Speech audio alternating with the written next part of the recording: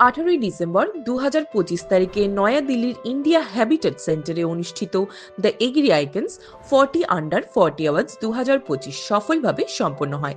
এই গৌরবময় অনুষ্ঠানে ফিশারি নিউজের কো-ফাউন্ডার ও সিইও ভীমা ভারাপু সূর্যতেজা কৃষকদের মধ্যে সচেতনতা বাড়াতে সামাজিক যোগাযোগ মাধ্যমের কার্যকর ও অনন্য ব্যবহারের জন্য সম্মানজনক agri influencer of the year পুরস্কারে ভূষিত হন।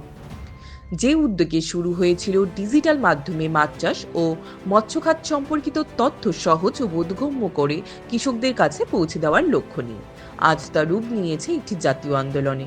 বর্তমানে ফিশারি নিউজ দেশের মৎস্য খাতের লক্ষ লক্ষ কৃষক, শিক্ষার্থী ও বিভিন্ন স্টেক হোল্ডারের কাছে পৌঁছে যাচ্ছে।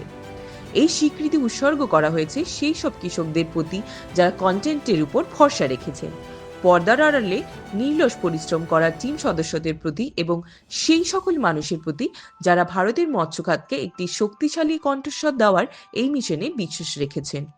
এই পুরস্কার মৎস্য ও কৃষক সমাজের উদ্দেশ্যে উৎসর্গ করে ফিশারি নিউজ আবারও অঙ্গীকারবদ্ধ হল ভারতের মৎস্য খাতের সার্বিক উন্নয়ন ও অগ্রগতির জন্য তারা আগামীতেও নির্লসভাবে কাজ করে যাবে।